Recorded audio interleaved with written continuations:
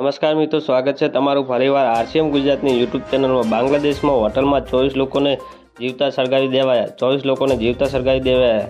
જી હા મિત્રો, હિંસાના કારણે લોકોને હોટલમાં રોકાયા હતા। સેનાના સુરક્ષાએ કમાન સંભાળી છે। જી હા મિત્રો, બાંગ્લાદેશમાં રવિવારે શરૂ થયેલા હિંસાના આજે પણ ચાલુ રહી હતી। બાંગ્લાદેશમાં એક ઇન્ડોનેશિયન નાગરિક સહિત ઓછામાં ઓછા 24 લોકોને જીવતા સળગાવી દેવામાં આવ્યા હતા।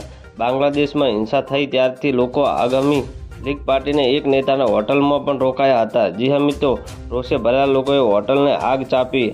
આ ઘટના એવા સમયે બની કે જ્યારે પાર્ટીના નેતા શેખ હસીનાએ વડાપ્રધાન પદ પરથી રાજીનામું આપીને દેશ છોડીને દીધો છે।